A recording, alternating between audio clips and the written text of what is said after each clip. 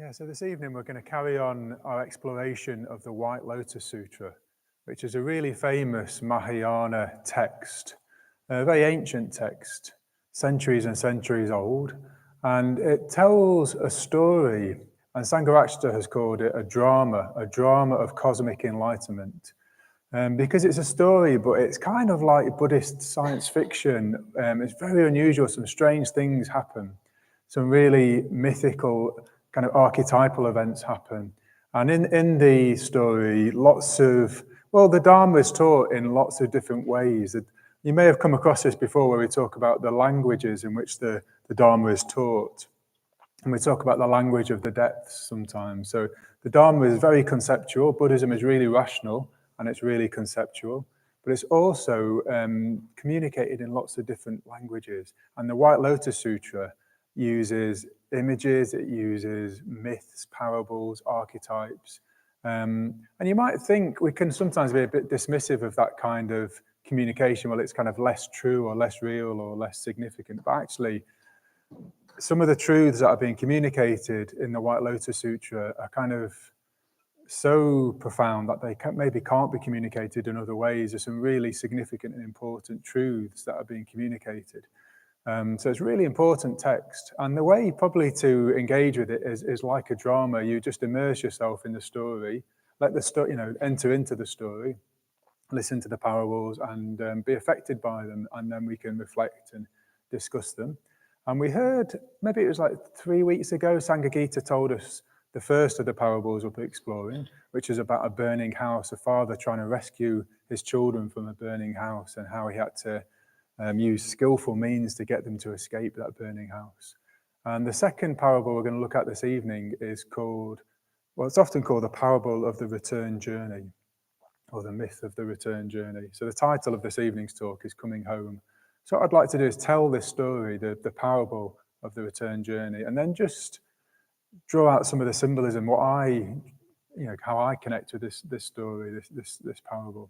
It's a story. It's interesting. We talked in a team meeting, and some people were saying, not everyone was saying they liked this parable, which really surprised me because I love this parable. I just assumed everybody would as well. So I'm going to just share my enthusiasm for the parable and some of the kind of ways it's been significant and has resonance with my Dharma life, my journey, and hopefully it will for you as well.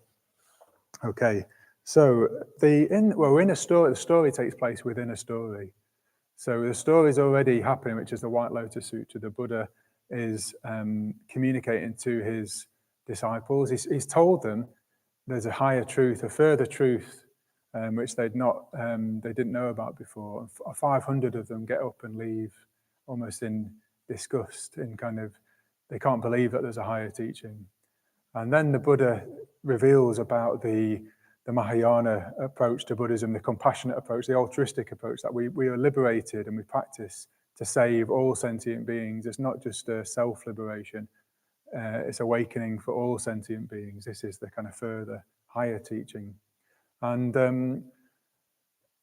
in order to express their kind of joy and kind of wonder and delight at hearing this, four of the Buddha's elder disciples want to kind of communicate to the assembly how delighted they are to hear about this kind of new truth.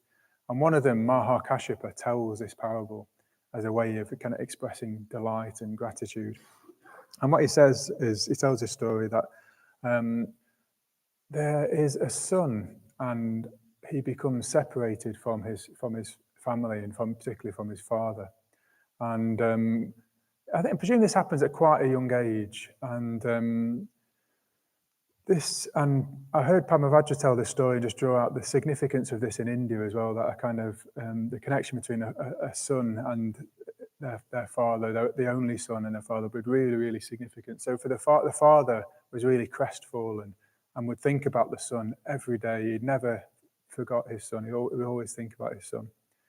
But the son kind of forgot about his past life and his kind of true identity, really, and just he got lost and he was just wandering from place to place.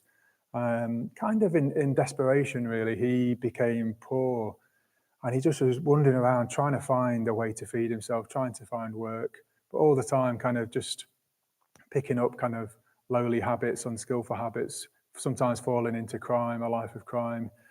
Very, very, very far from where he kind of began, his relationship with his father began. Meanwhile, his father, who is a merchant, becomes wealthy, really, really wealthy. His trading is incredibly successful, and he becomes really, really rich and wealthy, and just lives in this huge palace, and has huge kind of entourage of servants and kind of ministers and people working for him. So there's this big kind of drift apart from the father and the son. The son's just wandering around from place to place, destitute in poverty, until one day he, by chance, kind of enters into the same place where the father now lives. The father now lives in a different place, and the son kind of stumbles across, and he kind of looks up and sees this palace and these golden gates, and thinks, wow, like what kind of king lives here? And then he sees a man sitting on a golden throne, kind of just running kind of coins through his fingers, lots and lots of gold coins, dressed in these amazing silks and kind of clothes, being fanned by servants with a yak's tail, I think, which is a sign. This is a sign of kind of real, almost like godlike status. This man is like either a god or a king, or some incredible man. And the son panics. He sees this figure and thinks, I better get this. I don't belong here. I need to get out of here. And he panics and legs it. He tries to get out of there. He thinks, I'm either going to be arrested, they're going to turn me into a slave. I need to get out of here. I've come to the wrong place. Meanwhile, the father sees his son and instantly recognizes him. He thinks to himself, this is my son. After all these years, this is my son. And he sends two of his guards to chase after this man, find him, and bring him back. And then so the son's legging it, and he sees these guards chasing after him, and he just faints. He just faints with kind of panic and fear and shock, and faints on the floor. He just thinks, oh, I'm really in trouble now. So the father kind of sees what's happened, and he sees what happened to his son, and comes up with a scheme. He decides not to tell anybody the son's true identity, but he devises this scheme instead, which he thinks is necessary for his son to be able to be reunited with him. So he finds two of his kind of scruffiest looking employees and sends them out after. Well, first of all, he releases when the son comes around. He's released, told he can go, and the son's like really relieved and scarpers off to try and find some work. And then he sends two of his kind of scruffiest servants to go out and find this man. He says, go and find that man, and I want you to offer him work at my palace, but offer him double wages so he doesn't refuse. So the servants go off, they find the son, and he's overjoyed. Wow, double wages, fantastic. So he goes back and begins working at the palace. And the job that he's given is to work outside in the yard, just behind the palace, and just to clear huge, huge piles of dirt and manure, just to clear this dirt, huge, huge piles. And so he sets about the work, and he's given a place to live. It's kind of like a straw hut just in the yard. And the father can see from his window, he can see the son working. He thinks to himself, this is really strange. My son is here, but he's working outside there. He doesn't live here in this palace with me. But the son works hard, and the father decides to then employ the next stage of his scheme. He dresses himself up and kind of scruffies himself up a bit and pretends to be the foreman, the supervisor, and goes out and just praises the son. So, you're working really hard. I've noticed how well you're doing. You're working really, really hard. I'm really pleased with how well you're working. If you need anything at all, just ask me and I'll make sure you get it. And in fact, why don't you think of me like your father, and I'll think of you like my son. And so this goes on for years and years and years. The son continues to work, continues to shovel the dirt, and over time, he starts to be given different work to be able to go into the palace and come out of the palace again. Just to he starts to get accustomed to spending some time in the palace. But he's very clear he doesn't belong in the palace, and he sleeps out in his straw hut. He always chooses to sleep in the yard in his straw hut, because he still feels like it doesn't belong there. This isn't for him. But over time, a transformation happens. He gradually gets to a place where he does feel more and more used to being in the palace, and more like he can spend more and more time inside the palace. And meanwhile, the father is getting ill and very elderly, and realizes quite soon he's going to die.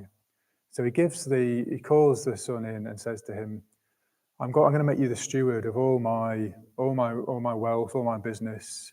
You're going to be in charge of it now. I want you to make all the decisions, handle all the money. You're in charge of it now. So for the next period of time, the son is now managing the wealth of the merchant, the wealth of this king. He's getting accustomed to it, getting used to handling all of these riches. And then one day, the father, the king, calls all of the people together, all of his employees, all of the community together. And then he makes an announcement. This man is my son. This man has been my son all along.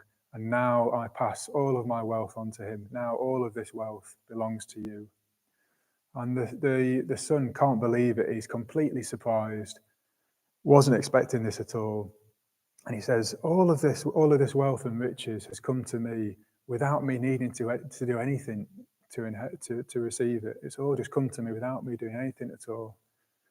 So this is the parable. That is the parable of the return journey, and I think it's full of kind of symbolism about how our journey with the Dharma can take the form that our journey can take. Particularly for me, there's been a lot of symbolism and a lot of resonance between the son and his journey. In the same way as the parable of the burning house, we can see the father as the Buddha or reality, or as the enlightened mind, maybe as the kind of our true self, our higher self, wisdom. And it's trying to get us to a place and use skillful means in the same way as the burning house, to a place where we can inherit our birthright. Our birthright is awakening. Our birthright is Buddhahood. But we're not ready to inherit that. We're sons and daughters of the Buddha, but we're not ready to inherit that. So I wanted to begin by just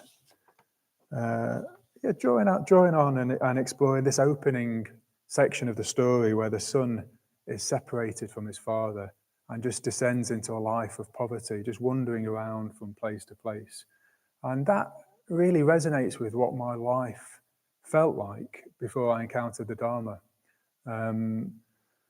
Particularly just a reflection on, well, what is wealth? What is wealth? What is riches? What is of value in life? Because we live in a society that has abundant wealth and resources. Most people have got homes. Most people can eat. It's not like that in other parts of the world. I was fortunate enough to have a kind of gap year when I went traveling in different places, and particularly I noticed it when I was in South America how happy the people were in the places, the parts of South America that I visited, but how little kind of money and resources they had, but how happy they were. And I can remember distinctly coming back to England and the UK and just noticing how miserable and how anxious and how unhappy people were here, despite all the kind of wealth and abundance that we supposedly have here. So it really made me pose a question like, well, what is valuable? What is wealth? Why are people unhappy? Why am I unhappy? And my experience had been as like wandering from thing to thing, trying to find something to fill a sense of lack, so a sense of kind of poverty, of lack, trying to find something to fill that kind of inner lack. And, I tried career, I tried relationships, tried all kinds of different things without that working. So for me, it's being separated from meaning, actually being separated from what life is really for, led me to feel a real deep sense of lack and just wondering about, searching for value and for meaning and for wealth. And when I encountered the Dharma or realized I'm a son of the Buddha, my life became far more abundant. Just that gap was immediately filled with meaning. My life became full of meaning.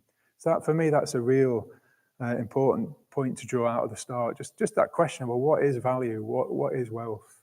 And why have we got such high rates of unhappiness and anxiety in our society, and that people really have meaning and value in their lives. So we're really, really fortunate to have, well, I am to have that in my life now. And then the second point, which is that whilst the son completely loses connection with his father, forgets his true identity, the father never forgets his son. He's always thinking about his son, never forgets his son. So whilst, so this for me is a point that draws out something we've talked about earlier in the series, which is Shraddha, sometimes translated as faith or confidence, but Sangha has defined it as there's something, well, it's what's highest in us resonating with what's highest in reality. So something in us resonates with Buddhahood, something within us resonates with awakening. So enlightenment isn't alien to us. There's something in us which recognizes and is kind of always in contact with reality, even though we can feel separate from reality and from Buddhahood and from values. Something in us resonates with it, and maybe that's the longing and the sense of the searching comes from that. So another question is, well, have you ever felt as though you've been led towards a Dharma, or something's been kind of guiding you towards a Dharma life? That's an interesting reflection, like the father who's been trying to lead his son on this return journey back. That's something to reflect on as well. Okay, I want to then skip to the ending of the story to touch on the next point that I want to draw out. Maybe the most important point in this is a potential misunderstanding of the right at the end. The son says, "All of this wealth has come to me, and I've not done anything. I haven't done anything at all. I've just received it completely by surprise." And sometimes that could be misunderstood as, the son didn't have to do anything all along. He was the son. He was the son all along, and he just inherited this wealth without doing anything at all. And there's a teaching in Buddhism called Buddha nature, and we have within us. It's a mythical. It's another way of kind of trying to mythically, symbolically describe part of us has this potential to become a Buddha. But people's response to that, mistakenly over time, has been, well, I'm already a Buddha. I'm already enlightened. I don't need to do anything. In fact, trying to do anything will just get in the way. That's just the self trying to make me enlightened. So people have kind of taught this and practiced in this way that you don't need to do any work. You don't need to make any effort. Just need to relax, become a Buddha, and that will just all take care of itself. And I think luckily with this story seems to really clearly refute that. You know, when we get to see the backstory in a way of the decades of effort that the son has made, and the way that he's been transformed in relationship with his father through this journey that he's been on, so he can get to the point where he miraculously, effortlessly inherits this wealth. But he's been on quite a journey, and I think that is a real message from this sutra and this parable. Is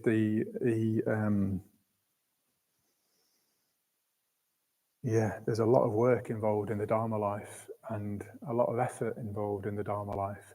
At the same time, if the son wasn't receptive to the father, wasn't open to being led in that direction, it can't all be self-effort. It's not, the Dharma life isn't all self-development and working on oneself. There needs to be something higher that we're open to and receptive to leading us. So this is another interesting talking point maybe for the groups. What does this story tell us about the nature of the Dharma life and that journey? Is it the son doing all the work? Is it the father who's doing all the work and kind of guiding the son? Does the son just inherit the wealth without doing anything? Or, is that, there's interesting threads about the nature and reflections about the nature of the Dharma life and that journey. So what I would like to do, I want to keep track of the time as well, is just talk about the journey on the Dharma life in terms of this list, the system of the Dharma life. This is a list that, well, it is a list, but it's a It's a way of describing the journey, the spiritual journey, in stages, in kind of 5 stages. And it's a universal journey. And I'd like to just to introduce you to it very, very briefly, because there isn't time to go into in detail, but you might want to find out more about this. It's a Triratna system of the Dharma life. So, to begin with, the sun has to do a lot of work. So he's given a job where he has to shovel dirt in a yard for years and years and years. And the Dharma life begins with ethics. It begins with practice of ethics, purification.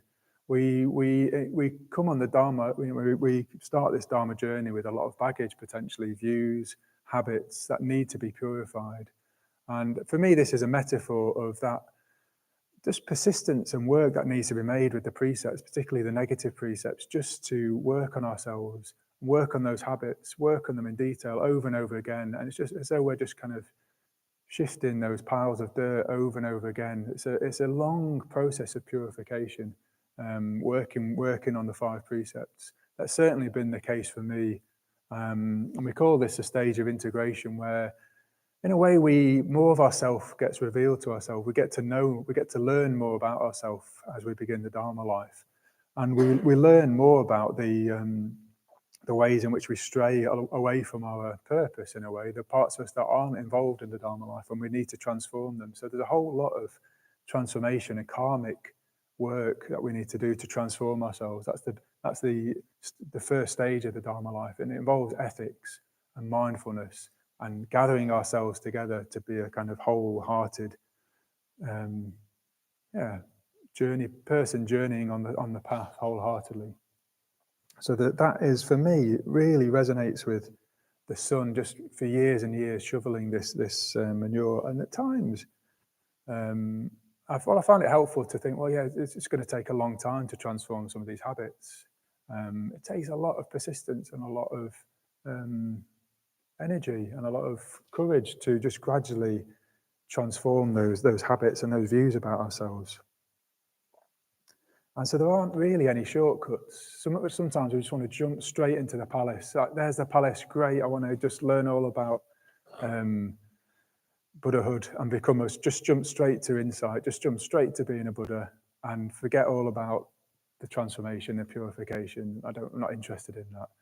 I want it to be delivered next day like Amazon Prime, and I don't want to have to wait. I don't want to have to do. But that's not been my experience, and it's not the experience of most people. It involves a lot of transformation and work. And then the sun needs to transform this very, very low inner world that he dwells in. The sun can't dwell in the palace of riches and jewels. He has to dwell in this yard with the manure and the straw hut. And we dwell inside our mental states, our inner world. So that whole, our inner world has to be transformed. And this is a stage of positive emotion. And so it's a stage of metta bhavana. It's a stage of friendship. It's a stage of cultivating joy and delight and gratitude, just a transformation of our inner world so it becomes more abundant and more rich. And so for me, I just think of spiritual friends in a way, friends who have helped me to transform my sense of myself and my image of myself, because that's been part of the purification, actually, is just having this sense of not being worthy to almost like inhabit these positive mental states. Sometimes I come to the Buddhist centre, such amazing, positive, inspired events that we run in mental states, and then part of me just kind of recoils and says, "But are you sure that's you? Don't you belong out in the yard? Don't you kind of, shouldn't we go back in the yard and not dwell in this positive, wonderful, kind of abundant mental states?"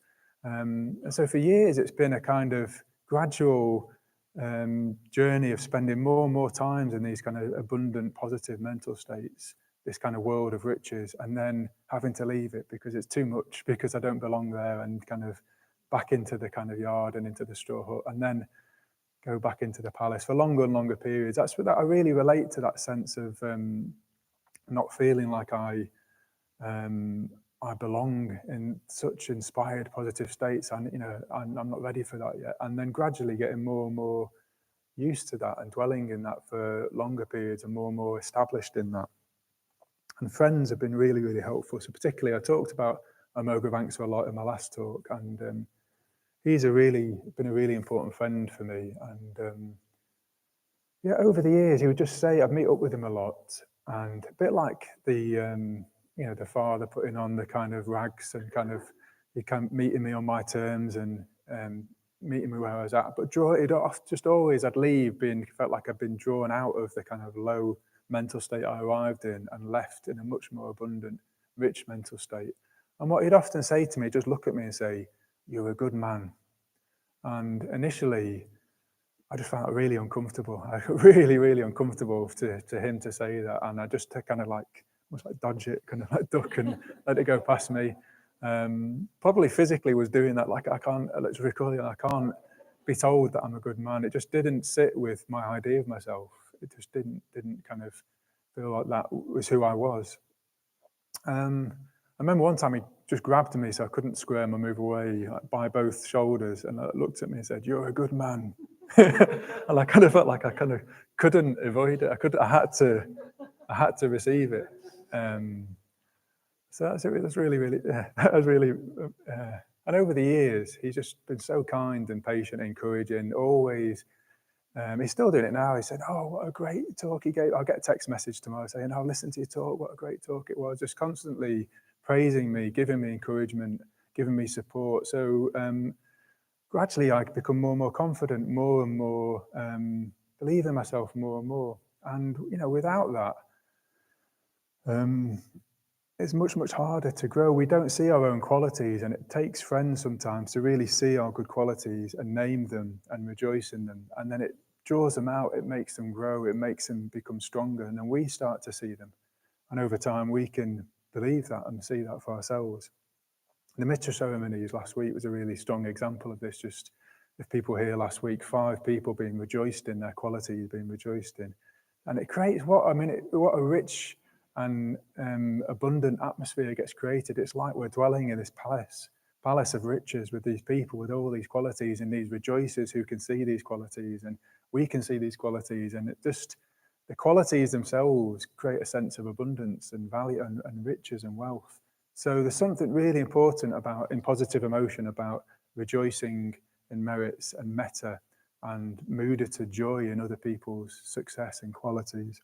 So the more we can dwell in these states of metta and abundance and joy, gradually our sense of ourselves starts to be transformed. Sangha actually describes it as becoming a happy, healthy human being. So the sun needs to become a happy, healthy human being. This is kind of karmic transformation. But this is the kind of launch pad for complete transformation and starting to engage more and more with the Dharma. Once we've transformed ourselves and we are a happy, healthy human being, we can start to abide in this palace of riches. We can start to dwell in really radically different mental states and a really radically different world, a much, much more abundant world. So, the stage of spiritual death, of wisdom and spiritual rebirth, for me, correlates with the sun starting to be able to handle the riches of the Father, spend more and more time in the palace, become more and more accustomed to this, to the riches of Buddhahood, to the riches of the Dharma. I